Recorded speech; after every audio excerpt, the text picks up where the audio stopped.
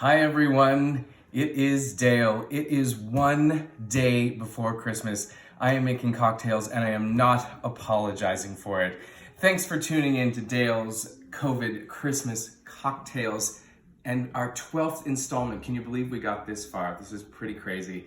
Thanks for tuning in all this time. As you can see, we've got it all set for Christmas Eve, some cookies and little something warm for Santa, and a parsnip for reindeer, for Rudolph and the rest of the gang. We just decided not to do carrots. Parsnips are interesting. And you can hear the dulcet tones of my dear friend, Heather Bambrick, a song that she wrote with my other dear friend, Diane Leah. Maybe We'll Have Christmas this year. Check it out on iTunes, check it out on YouTube, it's all over Facebook. Amazing song. So, we have been batting 1,000 in the bad way with my cocktails so far. I think there's only been one good one. I think we started off really strong with that snowball coconut martini, which was really good. And then we had a series of dumpster fires, starting with the peanut butter martini that absolutely looked like a dumpster fire. Then there was the chicken bones thing, which should just die a million deaths, which was just made me feel like dying a million deaths. There was the Run Rudolph that had Jägermeister in it, which made me run to the bathroom because it was just nasty. And then there was a whole series of gross ones. There was the Naughty or Nice Caesar, which was naughty. There was the Grinch, which gave me diabetes. There was the Egg Snog for two, which just kicked in that lactose problem real fast. Mrs. Claus, it was a whore of a drink because she just smacked you really hard in the face. Deck the Halls was blech. It was like diesel fuel. It was so disgusting. Then there was the butterbeer. I still can't get the Exxon oil slick out of my mouth. And then last night we had the Dirty Snowman, which just screamed, well, it just screamed. It made me scream. That molasses should never be in a drink. But this time, I am hoping we are going to end on a high note because of this drink that I found. This one is called the Resolution, and I thought it was a fitting end to our 12 cocktails of Christmas because we're coming up on that time where everyone has a resolution. I think the only resolution everyone is writing down is that 2021 is better than 2020. All right, fingers crossed for that one. So we're gonna do my Resolution Martini.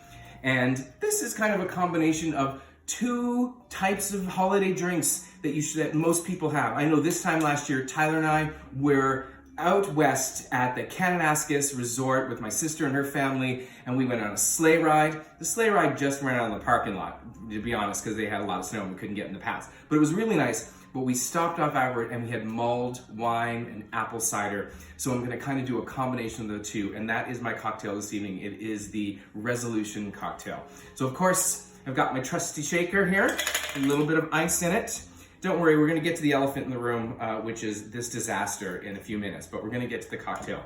So we're gonna start with, I think it was 1.5 ounces, yes, 1.5 ounces of your favorite vodka, just pour that right in there. Then 2 ounces of apple cider or apple juice or anything apple that you'd like. This is a little thicker apple cider, which should be really good. And then over here, we have 1 ounce of red wine. We love this one. It is probably our favorite red wine. And we pour that in. So the combination of the booze and the apple and the wine, that's what kind of gives you that mulled wine flavor. And to finish it off, just a little bit of ginger. And if you don't have ginger, just try a little Marianne. She was always partial to her anyway, right? Yeah, so, and just remember, we want to use this sparingly because this will strip paint if you put too much in there. All right, so we're going to put the lid on. My last martini of the season. All right, make sure that's good and it's not too great and it's not carbonated. So give this a little bit of a shake. Over here, we've got a cinnamon stick that we're gonna put in there. And for some reason, Tyler wanted some star anise. Now, it doesn't really, well, oh, there it is, yeah. You got a crunch on. It tastes like licorice. I guess that's, yeah, of course it is. But, yeah, now my mouth is numb. All right, maybe I think it's just for garnish. So we'll just leave it for garnish. Yeah, and I won't put that one in. All right, okay, so we're all We're all shaken up here. All right, here we go. All right, what color is this gonna be? Ooh, of course, the red wine. So it has that mulled wine. Of course, this is a cold martini. Mulled wine and hot apple cider with rum, of course, is usually warm. So, but this is the martini version of it. And plunk a little star anise in there. Of course, if you were to shake it with the star anise, you'd get more of that licorice flavor. This is more for decoration. So here it is. Here is my Resolution Martini.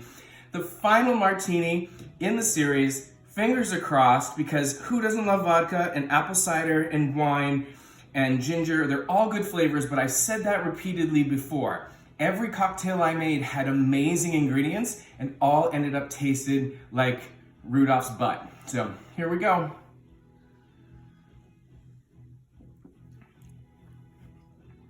Oh, you know what? That is pleasant.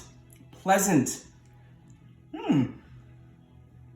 It tastes exactly like you think it would taste. It is totally like a mulled wine, and I would have no problem making another little bit of this, putting it in a container, put it in the microwave and heat it up. I guess I could use a pot and maybe then stir in the cinnamon and star anise, but no, this is really good.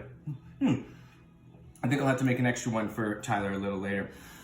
So I want to thank my sister for sending me all of my ugly sweaters, which inspired me to go get one. This is a really fun one. I thought, we don't know for sure who and what exactly was at the manger on that very special night. I do know that it didn't happen in Cape Breton because they weren't able to find 3 wise men and a virgin. Oh yeah, that's an old one. That's a dad joke for sure. But I just thought, Santa might be there doing a beer bomb. The angel's pouring a little beer down there. Yep, he's got the extras there, and of course, there's a unicorn. It's got to be a unicorn. And baby Jesus, having a party. It's his birthday. It's been a long travel, so Joseph's got a glass of wine there, and Mary made some pizza, because, they had to have takeout because there was no room at the inn. And of course, some gifts here that the concierge sent over, because they are VIPs, very important prophets. And of course, there's a drunken sheep over here just sucking back some of this juice from a little spigot right there. Looks more like that giant container of orange drink that you would get at the Mickey D's, for your birthdays. So there's my festive Christmas sweater. Couldn't be any uglier.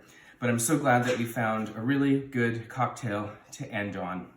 If you liked my videos and my cocktail, check me out on YouTube, Instagram, and of course I've got Dale's COVID cocktail recipe book. Message me if you want to know information about that. So once again, Resolution, bottoms up. Thanks for tuning in. Thanks to Tyler for being my cinematographer, and Merry Christmas, everyone.